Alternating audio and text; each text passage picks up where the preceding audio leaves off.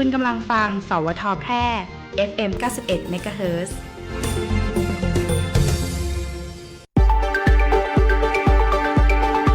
เกาะติดเลือกตั้ง69และการออกเสียงประชามติ8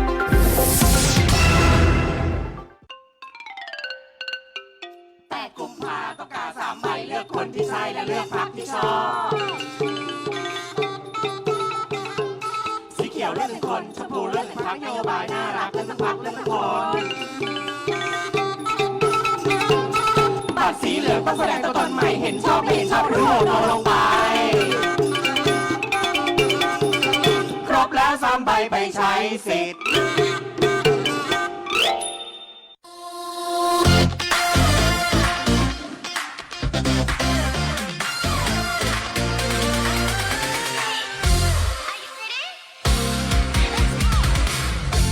ที่มันไกลเกินทั้งวันที่รวมพลังของประเทศไทยประกาศให้โลกได้รู้กันไปจะเป็นประเทศแบบไหนเราต้องเลือกเองก็ต้องเลือกชุดที่ใส่มันก็ playlist play เรื่องใหญ่อย่างบ้านเมืองเราที่ยอมให้ใครมาเดาใจเราได้ไงไปออกเสียงกันเถอะนะ8 กุมภาพันธ์ประชามติครั้งนี้คือสิทธิ์ของเราชอบแบบไหนเลือกได้แล้วก็กล้าไปฟังเราเสียงเราจะดังเป็นประเทศให้ตรงใจเช็คเสียงของประเทศไทยหน่อยอย่าปล่อยให้ใครมาตัดสินใจอนาคตนี้เราเลือกกันเองดีไหม My voice my choice อนาคตเราเลือกเอง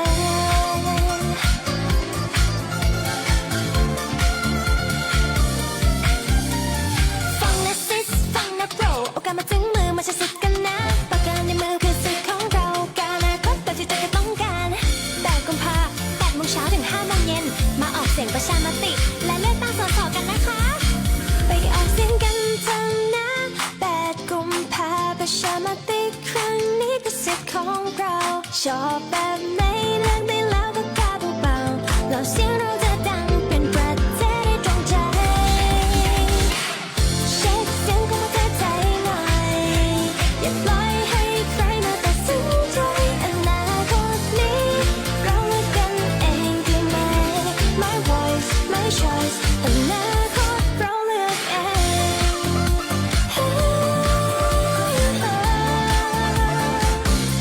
อนาคตนี้เราเลือกกันเองดีไหม My voice my choice อนาคตเราเลือกเอง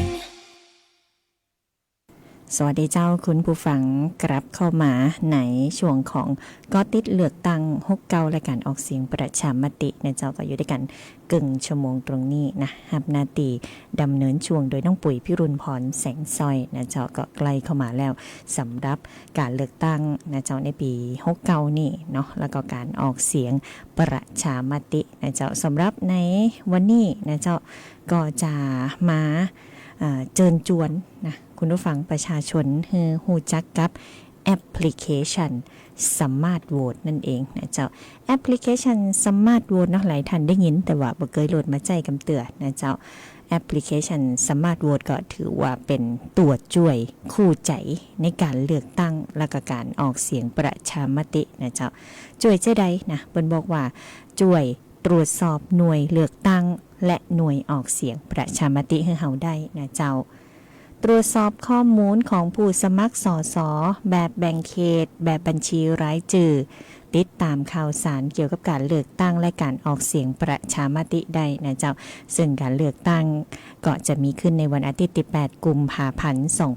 2569ในช่วงเวลา 8 โมงไปจนถึง 5 โมงนะ8 โมงเจ้าถึง 5 โมงแลงนะเจ้าตีหน่วยเลือกตั้งตีเฮามีจื่ออยู่นะเจ้าแอปพลิเคชันสมาร์ทโหวตนะคุณฟังสามารถที่จะดาวน์โหลดมาใจได้นะเจ้าโทรศัพท์สมาร์ทโฟนเนาะดาวน์โหลดแอปพลิเคชันสมาร์ทโหวตเข้ามานะโหลดแล้วก็ลองกดเข้าไปพอเนาะสมาร์ทโหวตนะเจ้าโดยสำนักงานคณะกรรมการการเลือกตั้งเนาะมีหัวข้อ กดเข้าไปดูเยอะแยะนะเจ้าการเลือกตั้งสสการเลือกสวการเลือกตั้งท้องถิ่นการออกเสียงประชามติข้อมูลพรรคการเมืองรวมกฎหมายแล้วก็ข่าวสารประชาสัมพันธ์นะอันนี้ข้อดีของแอปพลิเคชันสมาร์ทโหวตเนาะใจบ่ยากนะเจ้าคุณฟังโหลดมาแล้วเนาะก็กดเข้าไปนะกดเข้าไปดูก็ใส่เลขสมมุติว่าเขาจะตรวจสอบสิทธิ์ในการเลือกตั้งนะเจ้าว่าเขาอยู่หน่วยไหนนะบางทีเขาจำบ่ได้นะเจ้าก็กดเข้าไปพอเนาะมีก็นะมีจื่ออยู่ในทะเบียนบ้านก็เป็นผู้มีสิทธิ์เลือกตั้งก่อนนะลองกดเข้าไปเช็คดูเนาะเพียงแค่ใส่หมายเลขบัตรประจำตัวประชาชน13หลักเข้าไปเนาะก็จะเด้งขึ้นมาติ้งหน้าจอนะคุณผู้ฟังก็ดาวน์โหลดมาใช้งานได้ทั้งระบบ Android นะแล้วก็ iOS นะเจ้าเพื่อการเลือกตั้งในวันอาทิตย์ที่8กุมภาพันธ์2569ของเราจะได้เป็นไปด้วยความสะดวกนะเจ้าเลือกตั้งสสแล้วก็ออกเสียงประชามตินะเจ้าก็เชิญชวนนะทุกท่านทุกคนดาวน์โหลดแอปพลิเคชันสมาร์ทโหวตมาใจพอนะเจ้าแล้วก็ในแอปพลิเคชันสมาร์ทโหวตเนาะก็ยังคงมีหัวข้อการแจ้งเหตุบอกไปใช้สิทธิ์เลือกตั้งได้ตัวนะเจ้าโดยทางสำนักงานคณะกรรมการการเลือกตั้งนะเจ้าก็มีการเผยแพร่เนาะแอปพลิเคชันสมาร์ทโหวตแล้วก็ยังมีแอปพลิเคชันทางรัฐตัวนะแอปพลิเคชันทางรัฐก็ถือว่ายังคงเป็นการอำนวยความสะดวกในการเลือกตั้งสสและก็การออกเสียงประชามติแห่ง1แอปนะเจ้าทางสำนักงานคณะกรรมการการเลือกตั้งเปิดก็ได้ประชาสัมพันธ์ให้ประชาชนนอกผู้มีสิทธิ์เลือกตั้งเนี่ยสามารถใช้งานแอปพลิเคชันทางรัฐได้ก็เป็นแห่งหนึ่งช่องทางในการเข้าถึงข้อมูลเข้าถึงบริการที่เกี่ยวข้องกับการเลือกตั้งสมาชิกสภาผู้แทนราษฎรแล้วก็การออกเสียงประชามตินะเจ้าซึ่งจะช่วยอำนวยความสะดวกลดขั้นตอนแล้วก็เพิ่มความรวดเร็วในการตรวจสอบข้อมูลก็สามารถใช้งานได้นั่นก็คือใช้เป็นหลักฐานนะภาพทางอิเล็กทรอนิกส์แสดงตนในการใช้สิทธิ์เลือกตั้งสสและการออกเสียงประชามตินะเจ้าตรวจสอบรายชื่อผู้มีสิทธิ์เลือกตั้งสสและการออกเสียงประชามติแล้วก็สถานที่ที่ไปใช้สิทธิ์เลือกตั้งการออกเสียงประชามติโดยนะเจ้าแจ้งเหตุที่บ่อาจไปใช้สิทธิ์เลือกตั้งสสและการออกเสียงประชามติได้นะผ่านทางแอปพลิเคชันทางรัฐนะเจ้าแจ้งเหตุนะในระหว่าง 1-7 กุมภาพันธ์แล้วก็9 ถึง 15 กุมภาพันธ์ 2569นะเจ้าก่อนการเลือกตั้ง7วันแล้วก็หลังการเลือกตั้ง7วันเนาะแจ้งเหตุบอกไปใช้สิทธิ์เลือกตั้งได้นะเจ้าหรือนะแจ้งเหตุการออกเสียงประชามตินะเจ้าตั้งแต่บัดนี้ไปจนถึงวันที่7กุมภาพันธ์2569แล้วก็หลังนะวันเลือกตั้งก็คือ9 ถึง 15 กุมภาพันธ์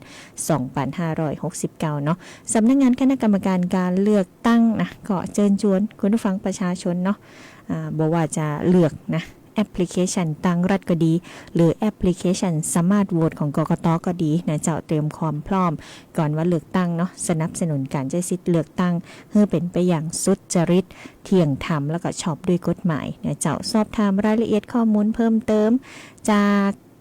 ข่าวสารการเลือกตั้งสสนะเจ้าการออกเสียงประชามติได้ตีเว็บไซต์ของสำนักงานคณะกรรมการการเลือกตั้งเนาะ www.ect.go.th หรือตีสำนักงานคณะกรรมการการเลือกตั้งประจำจังหวัดนะแล้วก็เป็นมีสายด่วน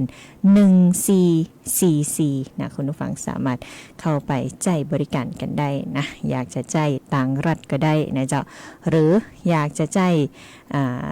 แอปพลิเคชันสมาร์ทโหวตก็ได้เนาะเขาก็คุณผู้ฟังเนี่ยได้เลือกนะใจบริการแอปพลิเคชันอย่างสะดวกสบายนะเจ้าก็ถือว่าเป็นแหมหนึ่งช่องทางนะเจ้าในการเข้าไปตรวจสอบสิทธิ์หรือว่าอยากจะรับทราบข้อมูลข่าวสารต่างๆได้นะเจ้าน้องปุ๋ยเอามาฝากกันในช่วงนี้นะเจ้าเชิญชวนประชาชนออกมาใช้สิทธิ์เลือกตั้งสสและออกเสียงประชามติขอเชิญชวนพี่น้องประชาชนผู้มีสิทธิ์เลือกตั้งทุกท่านออกมาใช้สิทธิ์เลือกตั้งสสและออกเสียงประชามติในวันอาทิตย์ที่8กุมภาพันธ์2569ตั้งแต่เวลา 8:00 นถึง 17:00 นณหน่วยเลือกตั้งที่ท่านมีชื่อเตรียมบัตรประชาชนตรวจสอบสิทธิ์เข้าคูหากากบาทเลือกตั้งสสและออกเสียงประชามติร่วมเป็นหนึ่งพลังที่ขับเคลื่อนประชาธิปไตย สร้างสรรค์ประเทศไทยพร้อมใจไปเลือกตั้ง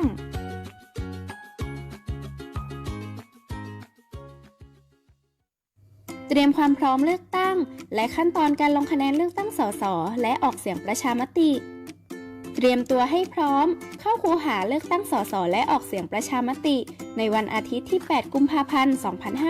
2569 เวลา 8 นาฬิกาถึง 17 นาฬิกาณ หน่วยเลือกตั้งที่ท่านมีชื่ออย่าลืมเตรียมหลักฐานที่ใช้แสดงตนในการลงคะแนนเลือกตั้งอาทิบัตรประจำตัวประชาชนหนังสือเดินทางใบขับขี่หรือหลักฐานอื่นใดของทางราชการหรือหน่วยงานของรัฐออกให้ที่มีรูปถ่ายและมีเลขประจำตัวประชาชนหรือหลักฐานจากแอปพลิเคชันของหน่วยงานรัฐได้แก่แอปพลิเคชันไทยดีแอปพลิเคชันใบอนุญาตขับขี่อิเล็กทรอนิกส์ DLT QR License และแอปพลิเคชันบัตรประจำตัวคนพิการอิเล็กทรอนิกส์ก่อนเข้าคูหาอย่าลืมตรวจสอบรายชื่อยื่นหลักฐานแสดงตนลงลายมือชื่อรับบัตรเลือกตั้งเข้าคูหากากบาทเบอร์ที่เลือกไม่เกินจำนวนที่พึงมีพับบัตรและย่นบัตรเลือกตั้งด้วยตนเองร่วมเป็นหนึ่งพลังที่ขับเคลื่อนประชาธิปไตยในท้องถิ่นสร้างสรรค์ประเทศไทยพร้อมใจไปเลือกตั้ง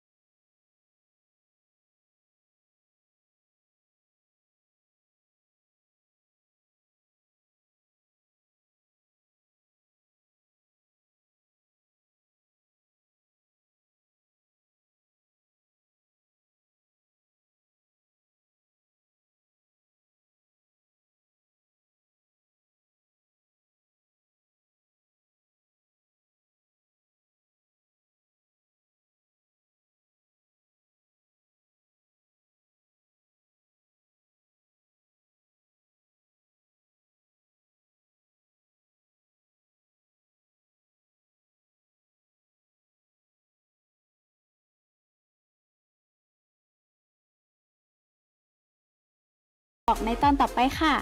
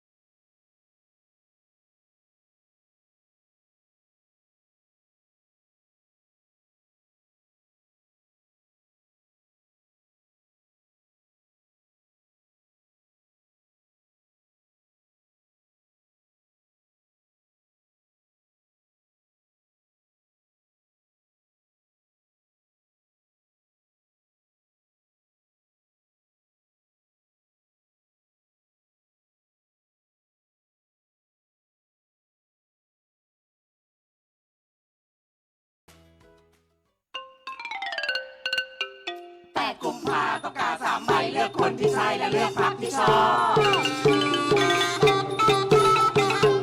สีเขียวเลือก1 คนชมพูเลือก1 พรรคนโยบายน่ารักเลือก1 พรรคเลือก1 คนบัตรสีเหลืองต้องแสดงตัวตนใหม่เห็นชอบไม่เห็นชอบหรือโหวตลงไปครบแล้ว3 ใบ ไปใช้สิทธิ์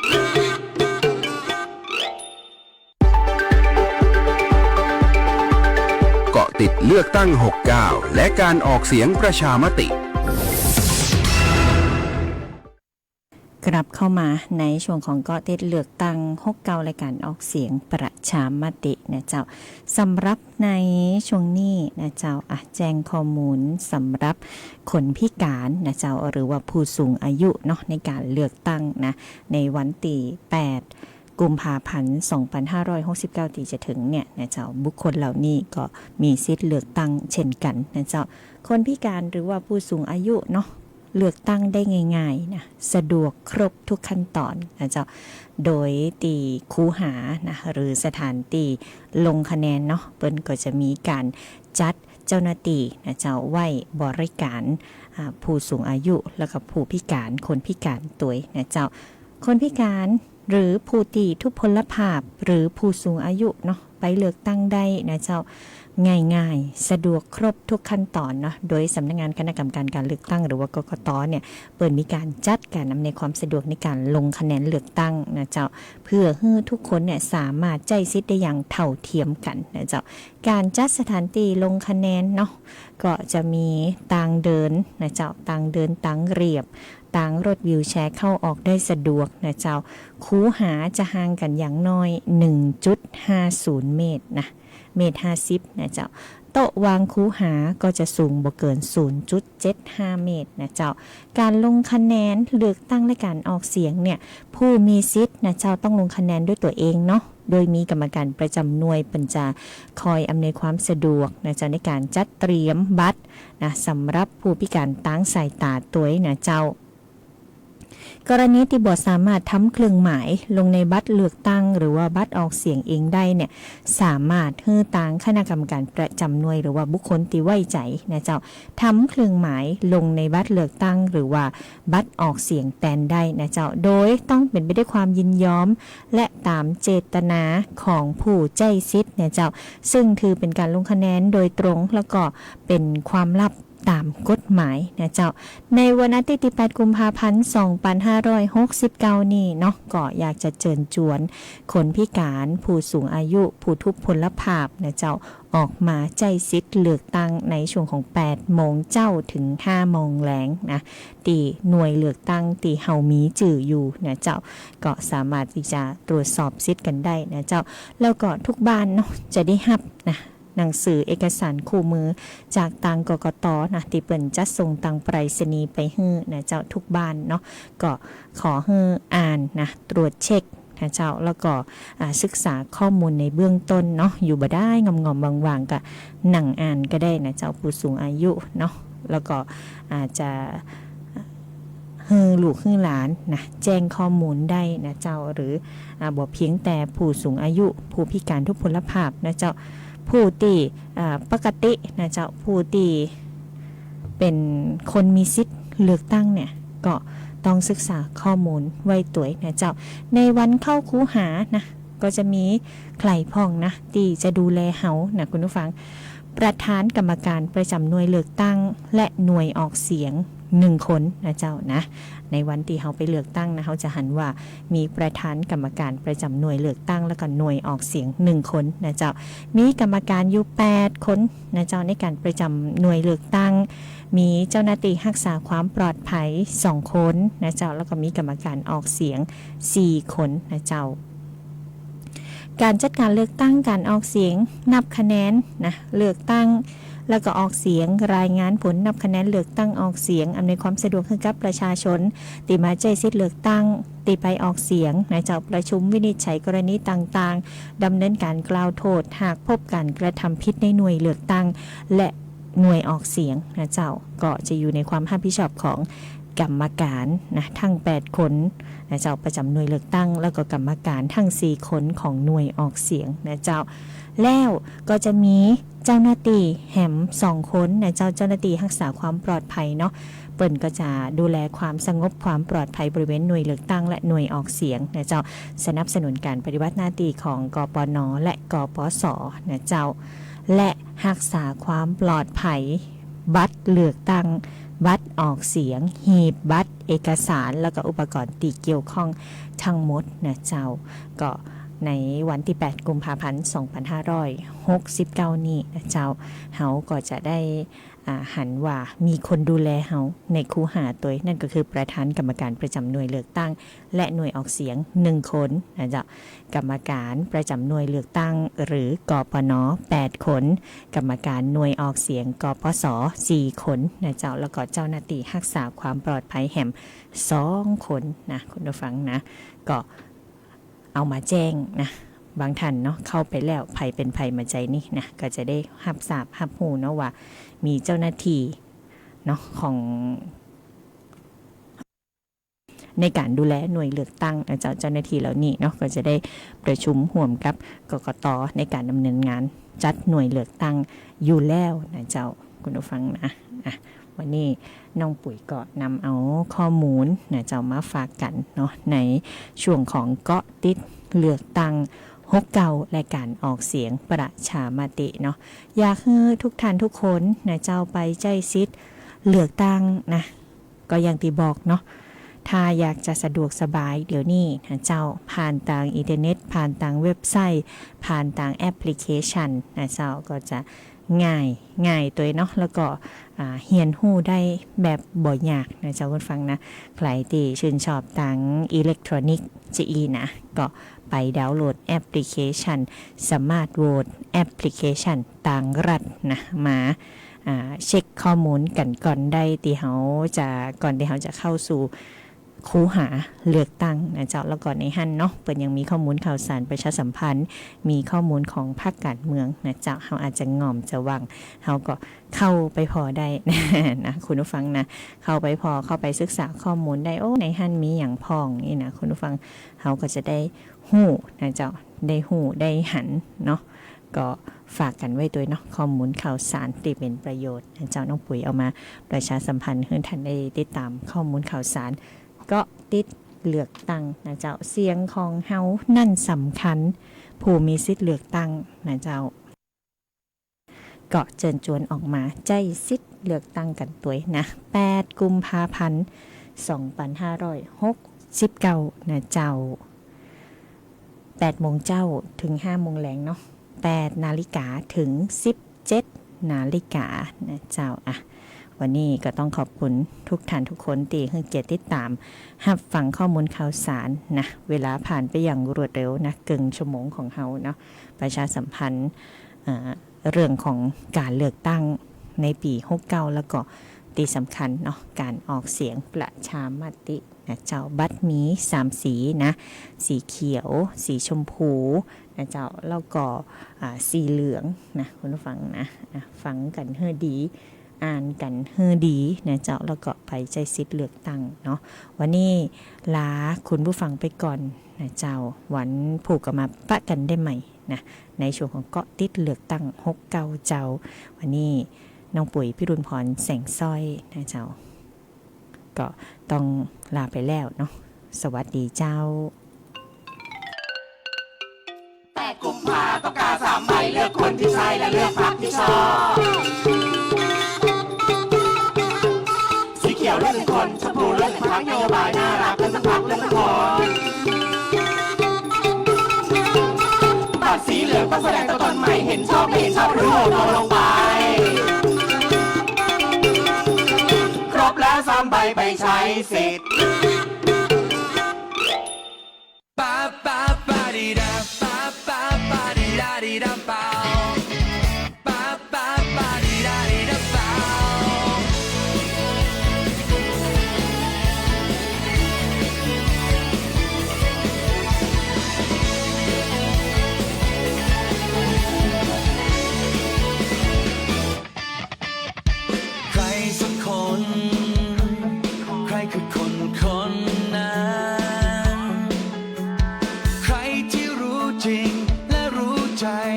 รู้จักประเทศไทยได้ดี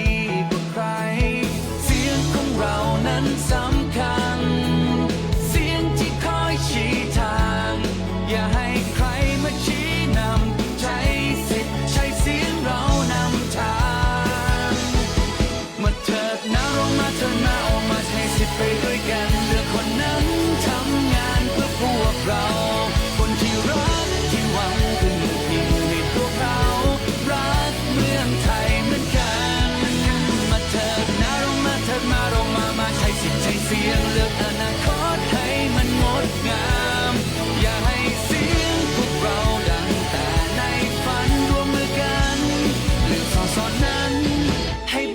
เรา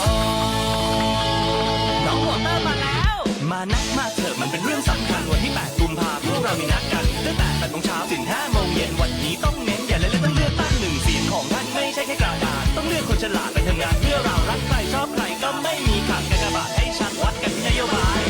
เลือกคนที่รักและก็พรรคที่ใส่ใจอย่าลืมเอาไปนะบัตรประชาชนโหลดแอปสมาร์ทโหวตดูได้ทุกเรื่อง8 กุมภาพันธ์เจอกันนะทุกคน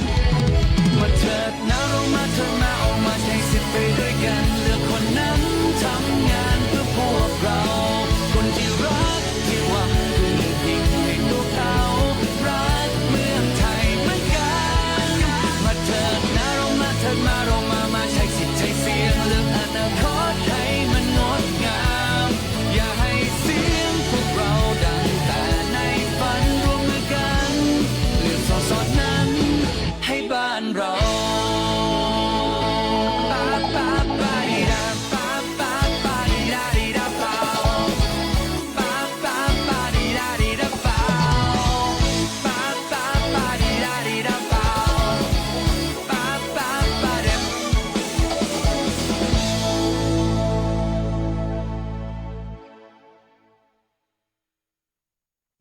เตรียมความพร้อมเลือกตั้ง และขั้นตอนการลงคะแนนเลือกตั้งสสและออกเสียงประชามติ เตรียมตัวให้พร้อมเข้าคูหาเลือกตั้งสสและออกเสียงประชามติในวันอาทิตย์ที่ 8 กุมภาพันธ์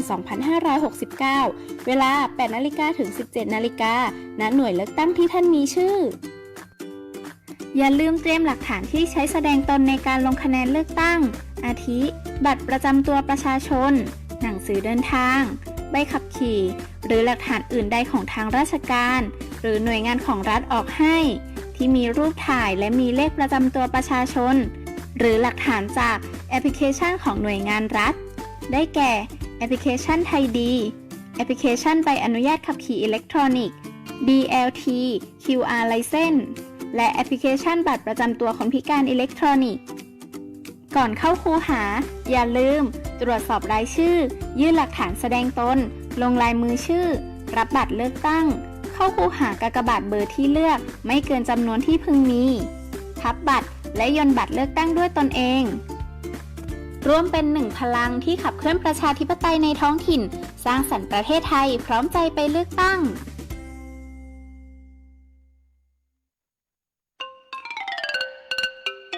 8 กุมภาต้องกา3 ใบเลือกคนที่ใช่และเลือกพรรคที่ชอบสีเขียวเลือก1 คนชมพูเลือก1 พรรคนโยบายน่ารักเลือก1 พรรคเลือก1 คนบัตรสีเหลืองต้องแสดงตัวตนใหม่เห็นชอบไม่เห็นชอบหรือโหวตลงไปครบแล้ว3 ใบไปใช้สิทธิ์